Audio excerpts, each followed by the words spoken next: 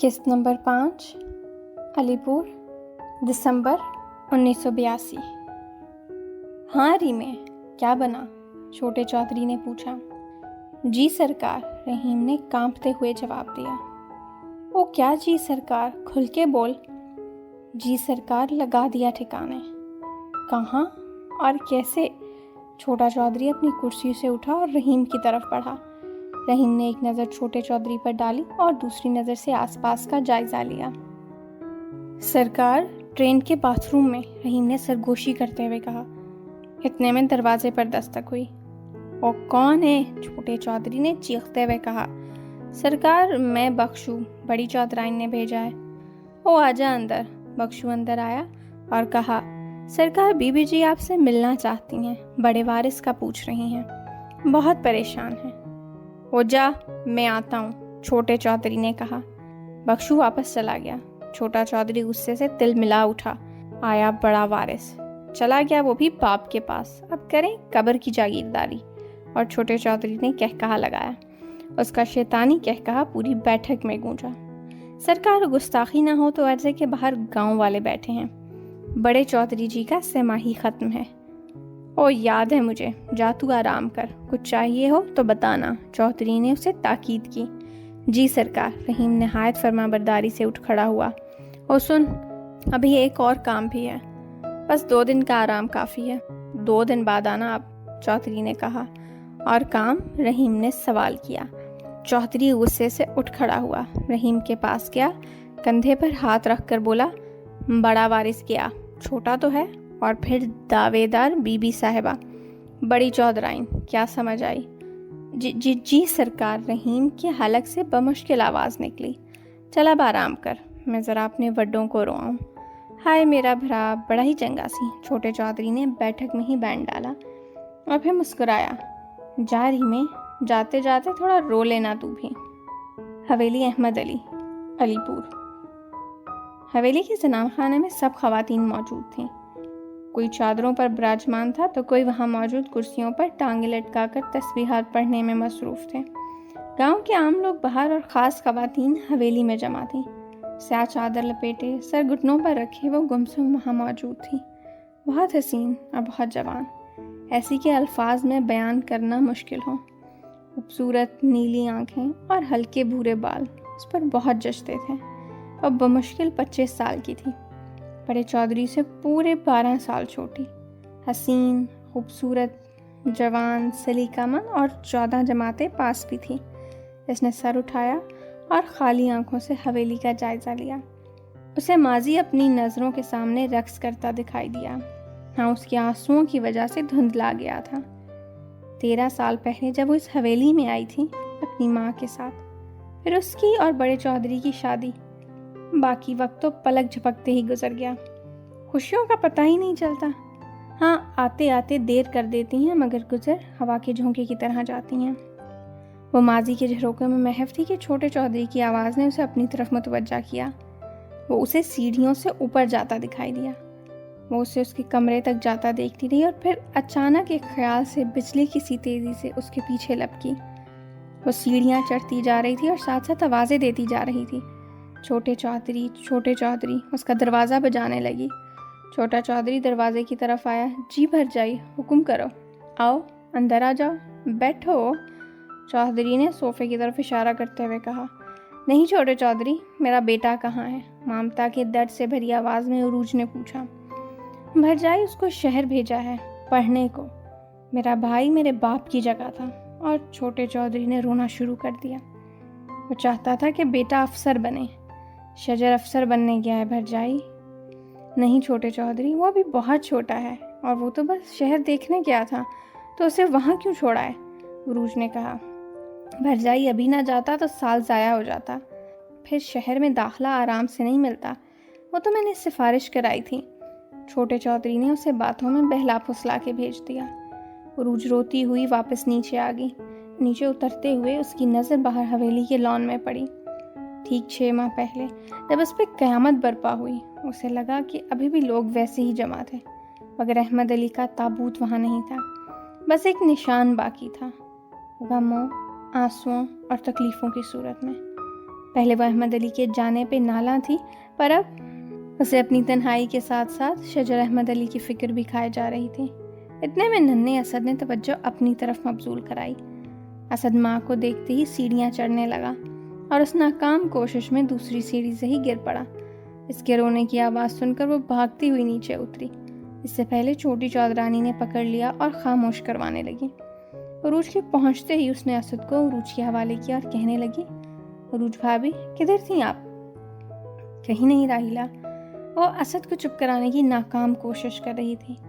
इतने में बड़ी भी आई जो कि पुरानी खादमा थी और उरूज से असद को ले लिया और खामोश कराने लगी। उरूज गुमसुम खड़ी कभी असद को देखती तो कभी दीवार पे लगी शजर और अहमद अली की तस्वीर देखती। खाने की मेज़ पर बैठे राहिला ने छोटे चौधरी से पूछा, चौधरी साहब, शजर को गए हुए 2 माह हो गए हैं। अरूज भाभी भी परेशान रहती हैं, उसको बुलवा के मिलवा दें। शजर का नाम सुनकर मुंतहा बोली, हाँ बाबा, अब की बार शजर आएगा ना तो मैं भी उसके साथ जाऊंगी, मैं भी शहर से पढ़ूंगी। मुंतहा ने उरूज को मुखातिब करते हुए कहा, बड़ी अम्मी, मैं भी अब शजर के साथ जाऊंगी और उसका ख्याल रखूंगी, लड़ाई भी नहीं करूंगी। उरूज ने खामोशी से सर हिला दिया। छोटे चौधरी ने मुंतहा को खाना खाने का कहा और मुंतहा की जिद पर उसे झिड़क दिया। टेबल से उठा और चला गया। उरूज जवाबी की मुंतज़िर रही, मगर जवाब ना मिला, और मिलता भी तो क्या। 1983 1983 हवेली अहमद अली, अलीपुर। भरजाई, असद को तैयार कर देना, छोटे चौधरी ने हुक्म दिया और कमरे से निकल गया। बड़ी बीबी वहीं असद को संभालने बैठी थी। उरूज ने आगे बढ़कर छोटे चौधरी को रोका और कहा, नहीं छोटे चौधरी, बस शजर को अफसर बना दो, असद यहीं रहेगा मेरे पास। हवेली को भी तो कोई देखेगा ना। हाँ भरजाई, मगर अभी वो बहुत छोटा है, पढ़ लिख के आने दो, बड़े अफसर बनेंगे तो ज़्यादा बेहतर अपनी जायदाद देखेंगे। इन्हीं का है ये सब कुछ, छोटे चौधरी ने कहा। हाँ छोटे चौधरी, मैं भी यही कह रही हूँ, छोटा है अभी, मेरे पास रहने दो, जायदाद की तो बात ही नहीं, आप बड़े हो, सब आपने देखना है, मगर मेरा बेटा मेरे पास रहने दो। उरूज ने उसका जवाब दिया। शायद वो कहीं ना कहीं छोटे चौधरी के इरादों को भांप चुकी थी, मगर शजर का हाल ना जानती थी, क्योंकि वो बहुत अजीम थी, बहुत नेक दिल, रहम दिल। वैसा सोचने के लिए उसे छोटे चौधरी के मयार तक गिरना था जो उसके बस में ना था। अहमद अली हमेशा कहता था, उरूज तू तो एक फरिश्ता है, पता नहीं ज़मीन पे क्या कर रही है। हाँ भरजाई, पर असद को तैयार कर देना, बच्चों का स्कूल है वरना दाखला नहीं मिलेगा।